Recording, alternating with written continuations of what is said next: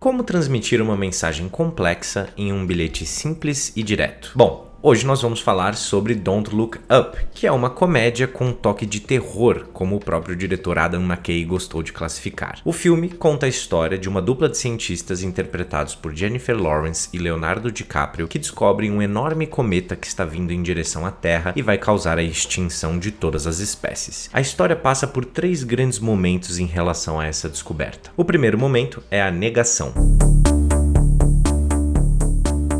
Quando a presidente dos Estados Unidos, interpretada pela Meryl Streep, e seu filho, chefe de estado, Jonah Hill, se mostram pouco impressionados pela descoberta e decidem simplesmente negar a existência de um cometa. Isso leva os cientistas até o programa mais popular da América, comandado por uma dupla insuportavelmente agradável, interpretada por Cate Blanchett, que está genial, como sempre, inclusive, e o ator Tyler Perry, que também está muito bem. Ali, a negação toma um novo escopo. A Casa Branca nega qualquer relação com a informação e aquela dupla de cientistas é taxada pela internet e todos à sua volta como lunáticos dos fins dos tempos, coisa que nós já vimos acontecer várias e várias vezes. Na fase 2, nós temos o reconhecimento,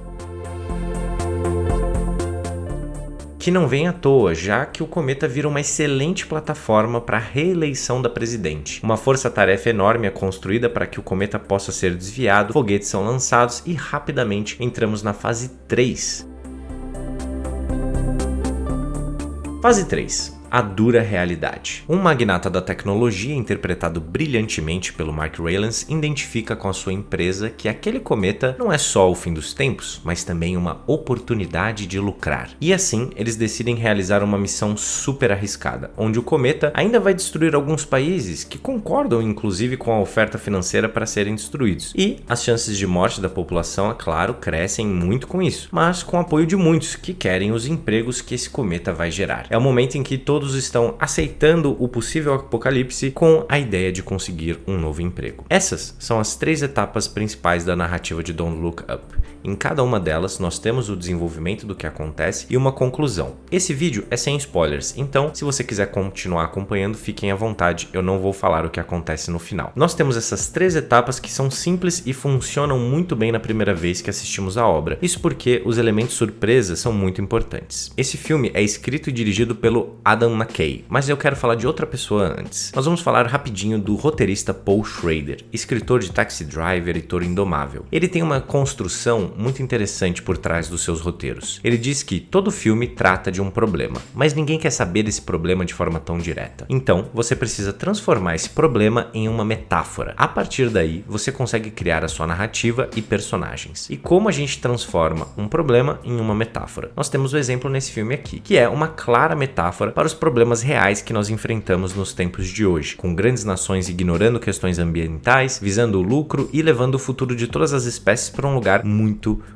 pouco desejável. Mas é claro que até mesmo esse problema que nós temos hoje e que o filme levanta, ele é um problema que é debatido o tempo todo. Existe muito negacionismo por trás dessas questões, porque assim como a própria obra mostra, nós chegamos a um nível brutal de separação e negação, o que é uma pena. Então, como tratar de um tema tão delicado e conseguir atingir pessoas com opiniões tão diferentes? A melhor estratégia é o gênero desse filme, a comédia. O Adam McKay conseguiu destaque internacional como diretor quando lançou seu filme A Grande Aposta. Lá, também contando com um grande elenco, ele contou como a crise financeira de 2008 foi construída e também como ela chegou à sua grande explosão. Em seguida, o diretor lançou o filme Vice, onde o Christian Bale interpreta o Dick Cheney, o vice-presidente da era Bush, que foi considerado o homem mais poderoso do mundo, uma espécie de rei invisível que mexia as peças por trás da cortina. E como esses filmes ganharam um grande destaque, ele ficou conhecido por filmes mais sérios e políticos. Mas o interessante é que a sua carreira foi construída com obras bem diferentes. Ele é o diretor de filmes como Quase Irmãos, O Âncora, Tudo por um Furo e Os Outros Caras. E por aí vai. Ou seja, esse é um diretor que construiu seu olhar na comédia. E na comédia mais boba que você possa imaginar. O próprio diretor reconhece que ele fez algumas das cenas mais inúteis da história do cinema. E é interessante que ele tenha essa liberdade para trabalhar com essas duas esferas. Então, nesse filme, nós temos um diretor que decidiu juntar as suas duas paixões, a comédia e a política. E é impossível olhar o que esse filme está se propondo a fazer e não lembrar de uma das obras-primas do Stanley Kubrick, o Dr. Strangelove, que é uma sátira dedicada a mostrar o quão absurda era a situação durante a Guerra Fria, onde ao invés de um meteoro se aproximar da Terra, nós mesmos nos explodiríamos com uma bomba. E esse filme do Kubrick, ele é cheio de interpretações intensas, grandiosas, ele cria um ar surrealista por trás daqueles personagens e é extremamente hilário ver aquele tema que é sério sendo tratado dessa forma. E é claro, no fim do filme nós temos exatamente o comentário do Kubrick, né, o seu ponto de vista para toda aquela situação. É a mesma coisa que o Adam McKay se propõe a fazer aqui. E é claro que a comparação entre os dois filmes terminam aqui. Não estou falando que Don't Look Up chega aos pés de Dr. Strangelove, não é o caso. O interessante é analisar como as leis da comédia se aplicam perfeitamente para traduzir o absurdo para o público. A primeira lei de todas é que não existem regras. Aí que está a comédia. A comédia é construída através do conceito de que tudo é possível. Então, nas improvisações que foram super aceitas, inclusive dentro do set de filmagens, você tem duas regras principais. A primeira é, sempre diga sim, ou seja, embarque no que o outro ator está propondo. Isso é muito importante para que a cena possa fluir. E a segunda regra é, faça aquilo com a maior verdade que puder. Não importa o quão absurdo seja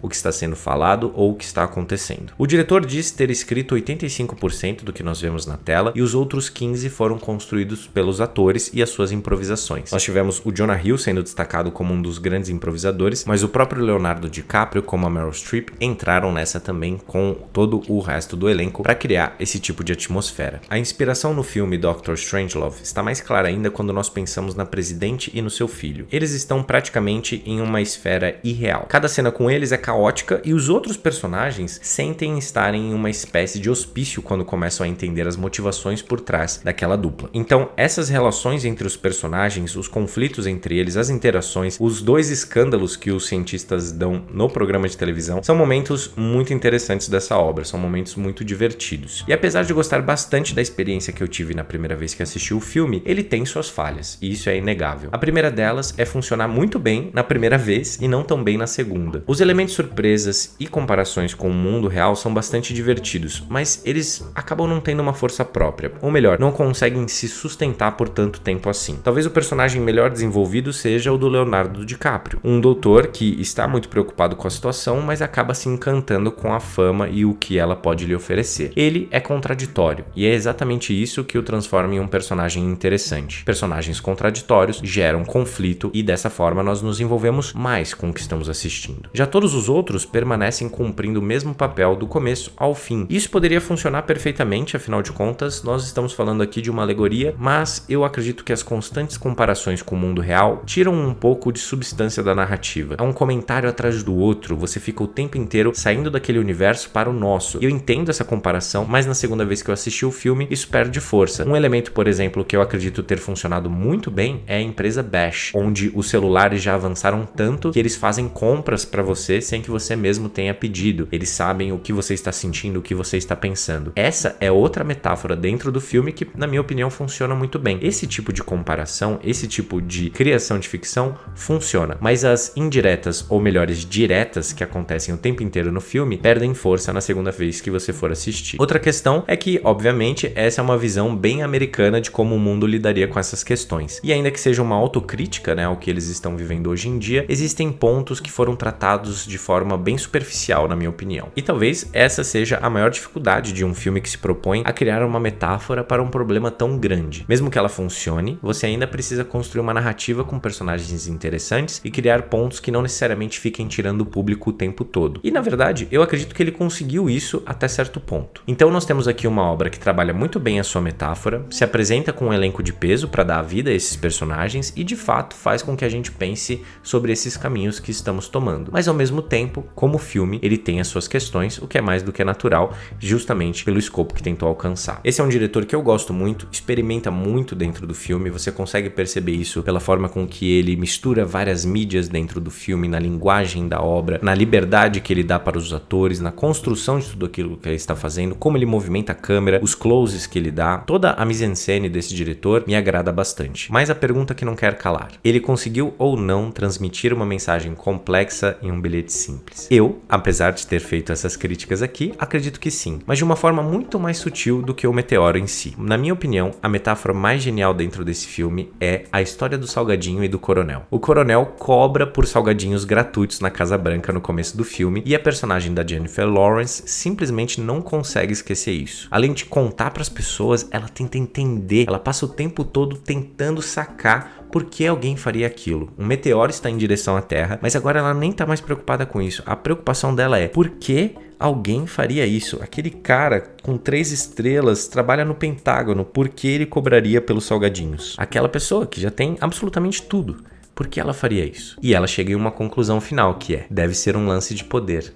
As pessoas ficam loucas com esse lance de poder. Quando ela chega nessa conclusão, é a primeira vez que as pessoas conseguem ver a olho nu o cometa. Então, eu acredito que esse seja o melhor momento de conexão entre a mensagem, o filme e o público. Esse é o resumo de toda a mensagem de Don't Look Up. Está lá, presente, de uma forma que te faz rir e também, é claro, ficar completamente puto.